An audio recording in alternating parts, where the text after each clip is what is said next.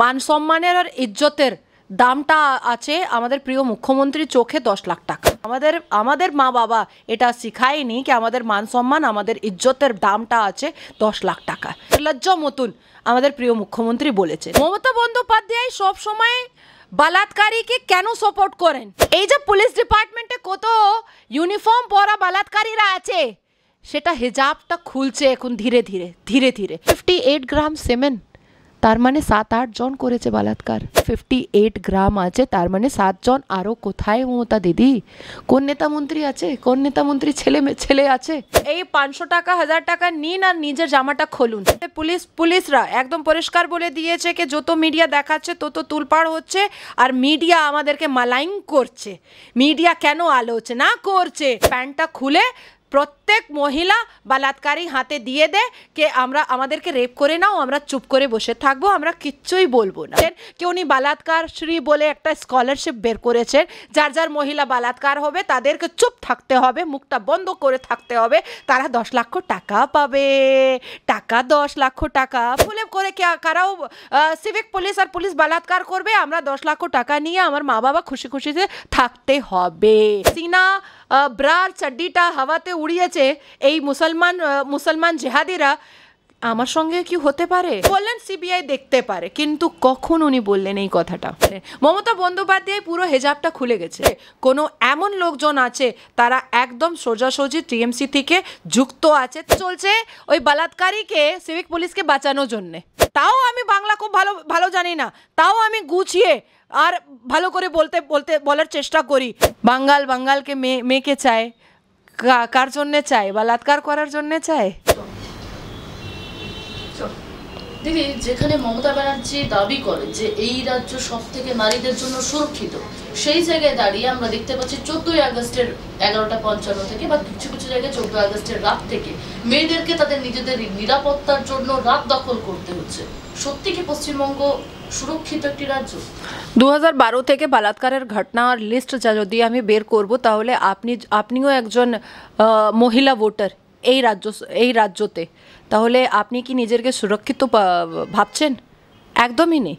আর যখন আমার রেপ হবে আমার বাবা 10 লাখ টাকা পাবে, আপনার রেপ হবে আপনার বাবা 10 লাখ টাকা পাবে। আমাদের মান সম্মানের আর ইজ্জতের দামটা আছে আমাদের প্রিয় মুখ্যমন্ত্রীর চোখে 10 লাখ টাকা। 10 লাখ টাকা দিয়ে উনি মান সম্মান কিনতে পারেন নিজের বাড়ির মহিলার, কিন্তু আমাদের মা বাবা এটা শিখায়নি কি আমাদের মান সম্মান আমাদের ইজ্জতের দামটা আছে 10 লাখ টাকা।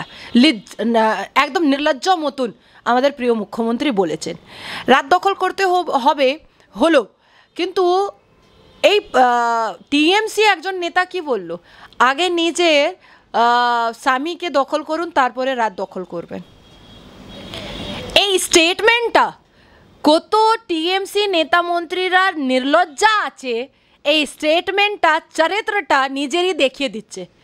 মমতা বন্দ্যোপাধ্যায় সব সময় বলাৎকারীকে কেন সাপোর্ট করেন? উনি তো নিজেরই মহিলা।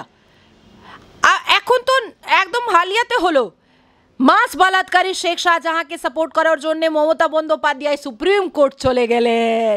সুপ্রিম কোর্টে অভিষেক মনু সিংভি মতন একজন বড় বিরাট রেনাউন, খুব কোটি কোটি টাকা ফিস নেয়, তাকে উনি হায়ার করেছিলেন। এই মাস বলাৎকারী শেখ শাহজাহাঁকে বাঁচানোর জন্যে মমতা বন্দ্যোপাধ্যায় নিজের পাওয়ার ইউজ করলেন। এই আমার প্রাক্তন যে শিক্ষামন্ত্রী ছিল তার বাড়ি থেকে সেক্স টয় বেরোলো, ওদের পাশে 5-5টে বান্ধবী ছিল।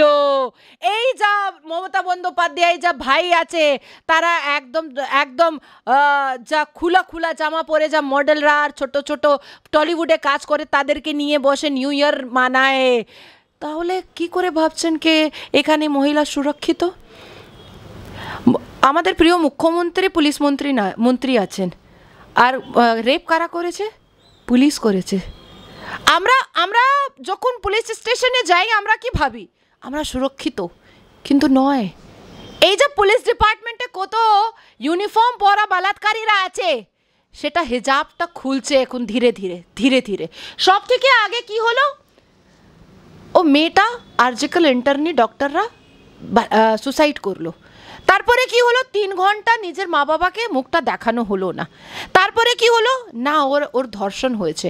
তারপরে ডক্টর রিপোর্ট আসলো 47 উন্স, ওর উংলি ভাঙা, ওর ওর মুখ ভাঙা, ওর চোখটা সীসা বেরোচ্ছে। ডাক্তার 158 গ্রাম সেমেন, তার মানে 7-8 জন করেছে বলাৎকার, 7-8 জন। 158 গ্রাম সেমেন, আপনি আপনি আপনি তার ক্যালকুলেশনটা করুন। একটা পুরুষ যদি 30 বছর 35 বছর থাকে তাহলে ওর ওর ডিসচার্জ সেমেনটা বেরোয় 5.6 5.7, আর যদি অনেক শক্তিশালী থাকে তাহলে 7.2 7.1 সেমেনটা বেরোয়। এখানে 158 গ্রাম আছে, তার মানে 7 জন। আরও কোথায় মমতা দিদি? কোন নেতা মন্ত্রী আছে, কোন নেতা মন্ত্রী ছেলে আছে, কোন নেতা মন্ত্রী ভাতিজারা আছে যারা রেপ করে মামলাটা সাফ করে চলে গেল? রাত দখল করতে হলো মহিলাদেরকে নিজের সুরক্ষার জন্যে। 14ই অগস্টের রাতে যা সব এলাকা, এরিয়া, মহল্লা আর সব সিগনালে নাকা থাকে কেন? আগামী দিন 15ই অগস্ট।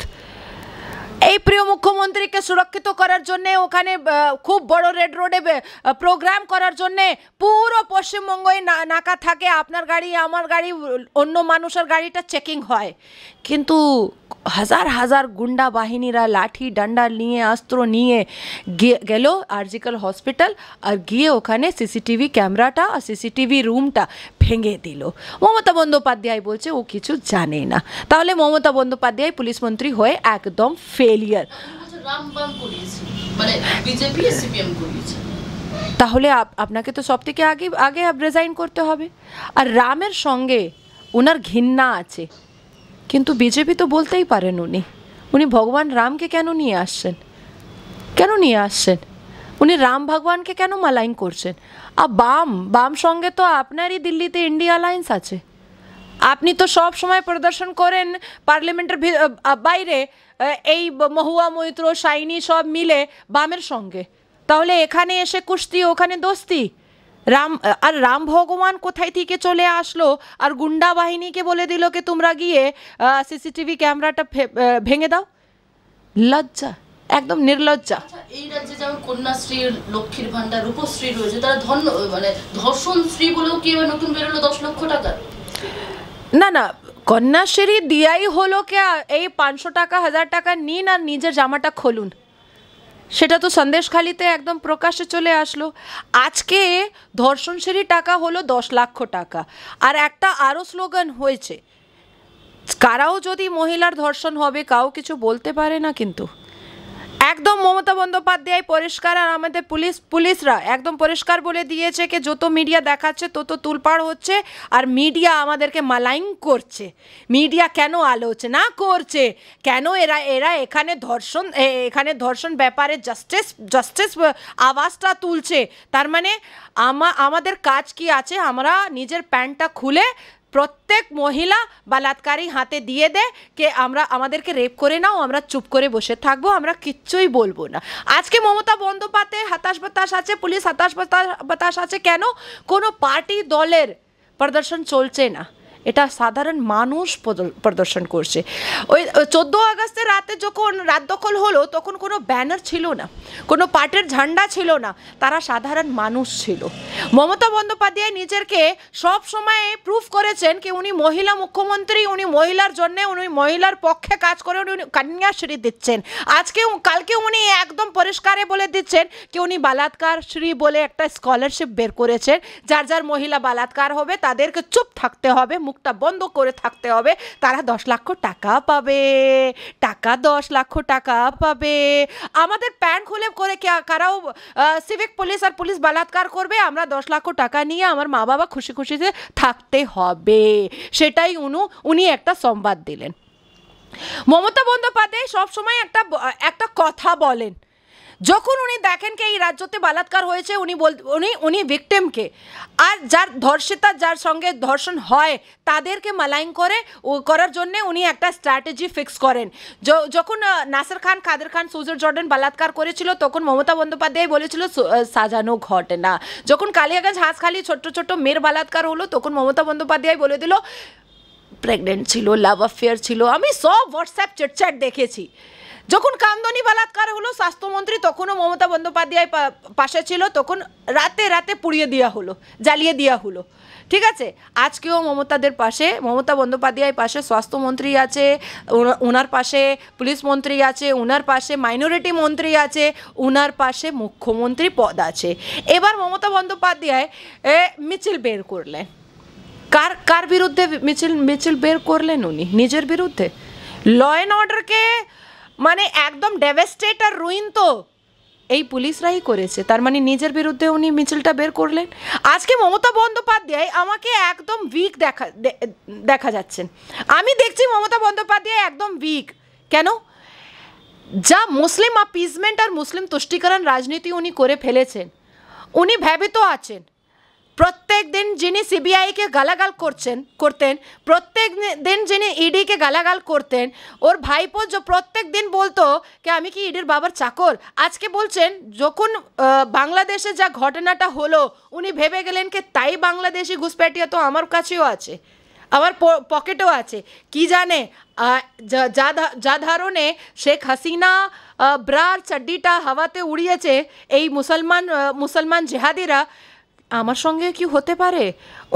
উনি বেরিয়ে উনি বললেন कि केंद्र सरकार जा करबे आमरा एकदम सपोर्टे थाकबो। आबार उनी चले आसलेन, उनी बोललेन सीबीआई देखते पारे, किन्तु कखन उनी बोललेन एई कथाटा যখন উনি পুরো এভিডেন্সটা ভ্যানিশ করে দিলেন, যখন উনি পুরো এভিডেন্সটা ডিস্ট্রয় করে দিলেন, যখন প্লেস অফ ইনসিডেন্ট উনি ডেমলিশ করে দিলেন, যখন প্লেস অফ অ্যাকিউরেন্স উনি আন্ডার কনস্ট্রাকশন দিয়ে দিলেন, একদম তাই মতন যেমন হয়েছিল সুশান্ত সিনহা কেসে, যার রুমে ওর ডেড বডি ছিল তার রুমটা হোয়াইট ওয়াশ হয়েছিল।